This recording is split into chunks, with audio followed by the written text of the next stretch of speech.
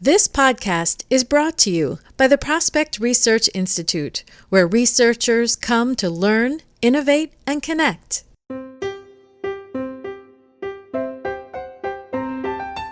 The large gifts that take place really can take place when there is a psychological transformation. And that transformation is when the donor moves from making charitable gifts out of their disposable income, what we might call pocket change, and instead moves to making gifts from their wealth. Welcome to Prospect Research Chat Bites, a podcast by and for prospect research professionals. I'm Jennifer Filla. Today, I'm talking with Dr. Russell James, Professor of Charitable Financial Planning at Texas Tech University. Hello, Dr. James. Thank you for joining me today on Chat Bites. Well, it's great to be here. Thanks so much for the invitation. So I'm a big fan of your work. And when I heard you speak recently, you were talking about a topic that really resonated with me from a fundraiser mindset. But I'm hoping that before we can jump into the specifics, that you might be willing to share a little bit about your career journey and how you came to focus on charitable financial planning. Sure. Well, so at this point, I'm very much just focused on really this broad topic of how do we encourage generosity? And I suppose that my particular focus in that has to do with major gifts, complex gifts, very large transfers, and to understand those a bit more because, fundamentally, although a lot of people do engage in charitable giving, we kind of live in a world where almost 80% of the dollars come from 3% of the donors. And so I'm particularly interested in learning about those very large gifts. And I guess it goes all the way back to when I graduated from law school and I went to work for a nonprofit, a small residential college, and started out doing planned giving. I also had an estate planning practice. And after a number of years of that, I really decided the whole college professor thing was what I wanted to do. I went back and got my PhD. My dissertation was on charitable giving. And along the way, the college actually asked me to serve as president. So for a little over 5.5 years, my focus was all about major gifts and fundraising. And we had 2 successful capital campaigns and more than tripled the enrollment of the college. And that was all great and busy. And when that was over, honestly, my career goal was to not be anyone's boss. And so since that time, I've really just been focused on teaching and research all around these questions of how people make decisions on gifts and estates, property, other kinds of major transaction decisions. Briefly at University of Missouri, then for a number of years at University of Georgia. And now I've been here at Texas Tech in the Personal Financial Planning Department for about 13 years. That is quite the journey. That's really quite amazing. I had no idea that you were started out as an attorney. Yes. So it does give me a little bit of a perspective on having been on various sides of the table, whether being a fundraiser or an attorney representing folks with substantial wealth or being a researcher. So sometimes that helps to understand all of the different perspectives around the table. So you're a natural for wanting to focus on psychology, I can tell. So you have done your research, and correct me if I don't get this right, on experimental psychology and neuroimaging in conjunction with planned giving. Is that correct? Sure. So, I have kind of an unusual approach as a researcher in that most researchers will pick a particular methodology, whether it's a statistical analysis or some type of investigation, and they'll apply that to a lot of different questions. And I've kind of done the reverse, where I have a very specific question. How do we encourage generosity, in particular in major and planned gifts? And I use all kinds of methodologies. And so that started out, my PhD is in consumer economics, started out with econometric analysis of large data sets, and then getting into data sets that had cognitive data and understanding that. But in the last several years, really focused on experiments. Those experiments include data from neuroimaging. I've published a series of research related to fMRI studies where we actually put people in the brain scanner and we have them make charitable decisions, have them complete their estate plans, but they have to do that while they're in the brain scanner, so we can learn a bit more about those thought processes when somebody is making the decisions, and in particular, making charitable decisions. And so the methodologies have kind of been all over the map: experimental data, neuroimaging, even some skin conductance response where we measure people's anxiety and microsweat. It's really just whatever methodology works to answer the question. That's what I'm interested in doing. That is kind of funny because I'm imagining right now, laying in one of those big machines trying to make my financial planning decisions. That's crazy. And it makes a lot of sense to choose different types of experiments to answer your question. Yeah, it is a little bit different, but no, we actually give people the opportunity for a free estate plan. Doesn't cost them anything, but they've just got to be laying in the machine when they answer our questions. That is wild. I guess that explains kind of the prolific writing and speaking that you're doing on this because you're coming at it from so many different angles. Well, it's very much an iterative process. And by that, I mean, I go out and share some results. And then practicing fundraisers are great at asking questions and saying, well, what about this? What about that? And that's where I sort of get the ideas for what are people interested in learning about, knowing about, or having more evidence about. And then that gives me my marching orders for the next year to do some work. And again, it's this circular process of sharing and then hearing back from working professional fundraisers on what's helpful to them. And that's the ideal, is to find some research that results that can actually help people to encourage generosity. And every time I hear about a fascinating job or fascinating work that someone's doing, I'm always wondering, how do they put food on the table? Do you get funding for these different research projects? Is it the university that's supporting this and then you're teaching on it? Like, how does it work? Sure. Well, fortunately enough, I do have the full-time job of being a professor, so that helps. But as far as the research funding, the bulk of that actually comes from a very generous local foundation called the CH Foundation that wanted to support the work, and they actually created an endowed chair. So I am the CH Foundation Endowed Chair in Personal Financial Planning, and that creates funds for me to use in research every year, whether it be on brain scanning or paying experimental participants or a variety of other types of research expenditures. And so that local foundation support has been instrumental in the ability to conduct much of this research. Wow, that is wonderful and fabulous that you were able to connect with someone who was interested. Absolutely. Yeah, very fortunate. I know many times I'll talk to researchers or frontline fundraisers, people in the fundraising field, and they're always curious about what other things could I do?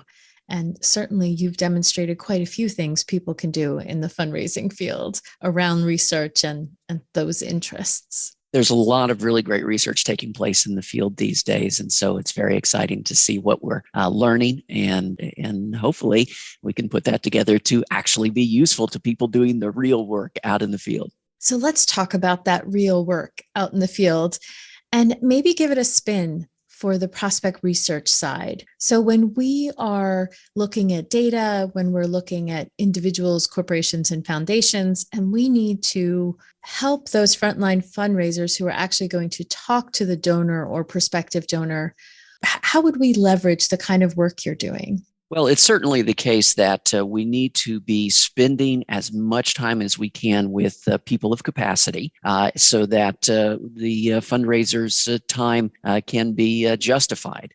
And also, one of the things that we see is that the large gifts that take place really can take place when there is a psychological transformation. And that transformation is when the donor moves from making charitable gifts out of their disposable income, what we might call pocket change, and instead moves to making gifts from their wealth. So it turns out to be a really powerful indicator when folks are beginning to make gifts from their wealth, whether that be, say, a gift of stocks or a gift of real estate, or even when they commit to a gift out of their wealth by committing to an estate gift. All of those things are actually strong predictors of long-term sustainable growth in fundraising.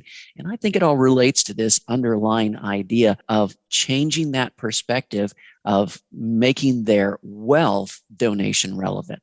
I get it. That makes complete sense. Let's take a look, especially when we're researching someone of high net worth or ultra high net worth. Let's take a look at things like standard asset allocation so that we can help the frontline fundraiser understand what kind of money we're talking about when they make that shift to asset. But I wonder if you have any insight on what are the first steps?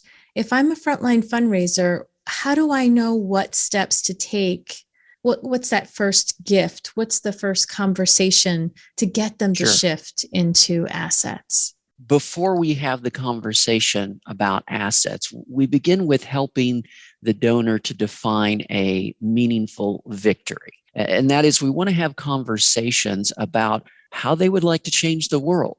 What kind of a philanthropic victory would be meaningful to them? And so those are conversations that will ask about, if money were no object, how would you like this organization to be different? Or what kind of a legacy would you like to leave behind? Now, we can define that kind of meaningful victory sometimes after we ask questions about their connections with the cause or the organization or maybe even a project. And those connections are actually connections with identity. Our identity tends to come from our people, our values, and our life story. So we can ask about how those things are connected to the cause or the organization or the project. We can ask about, tell me your story of how you got connected to this cause. Are there other people in your family that appreciate your support of this cause?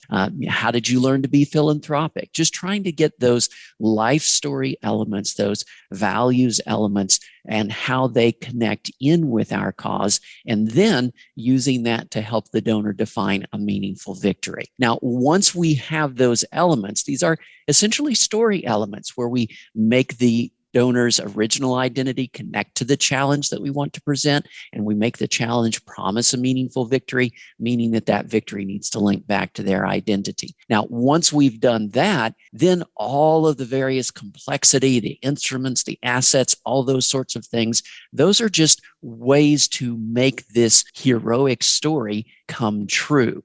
So we're looking at methodologies and examples. And so the way that we get into that oftentimes is to just share stories. We want to share stories of other donors who are like the person we're talking to, who have made these kinds of gifts of assets or complex gifts or whatever type of gift that we are wanting to talk about.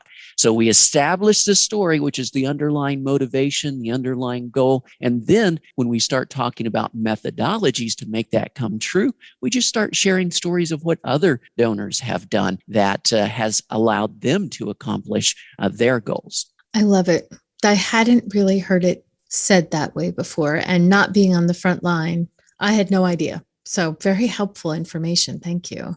Well, and if you're interested in this sort of story thing, to be honest with you, this process of going from original identity to a challenge that leads to a victory, and a victory that leads to enhanced identity, that's actually part of the universal hero story that Joseph Campbell described as the monomyth. So we're using those same elements in the story that we are sharing with donors. It's just that it is their donor hero story that we're helping them to develop and advance along the way. It's wonderful.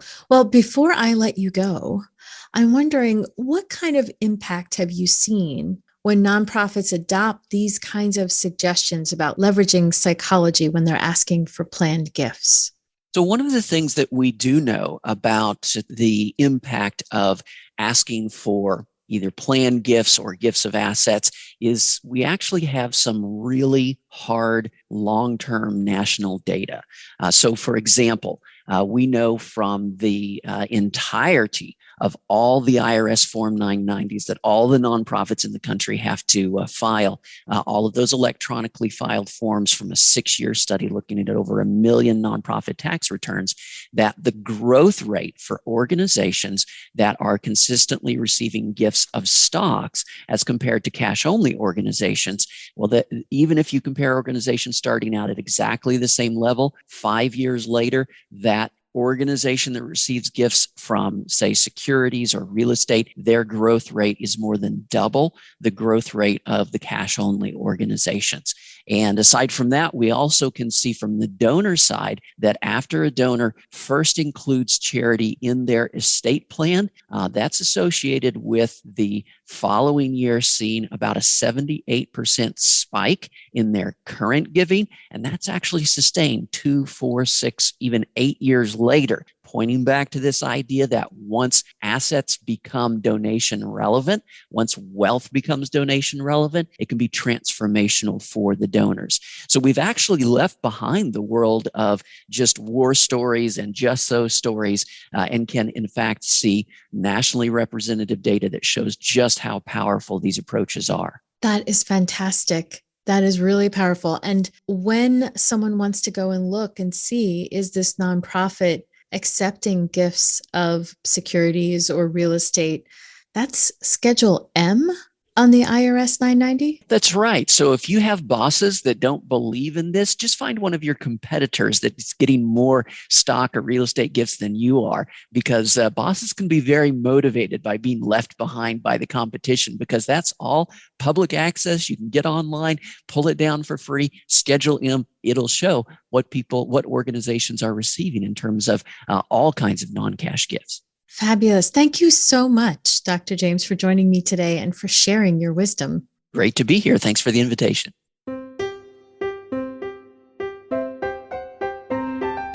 That was Dr. Russell James, Professor of Charitable Financial Planning at Texas Tech University.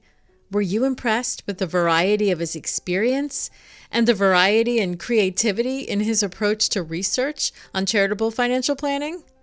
I am definitely hooked, and you can find a collection of the many presentation slides, YouTube videos, blog posts, and a whole lot more at protopage.com/prospect research. Look for the Plan Giving tab with Dr. James's name on it. Again, that's protopage, P as in Paul, R-O-T as in Tom, O, page, protopage.com/prospect research.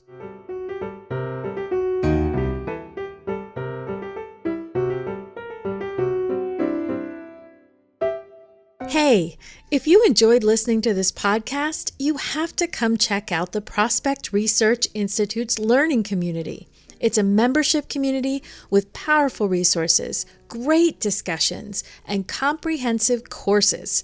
Check it out at member.prospectresearchinstitute.org. I'd love to have you join me as a member of the learning community. See you there.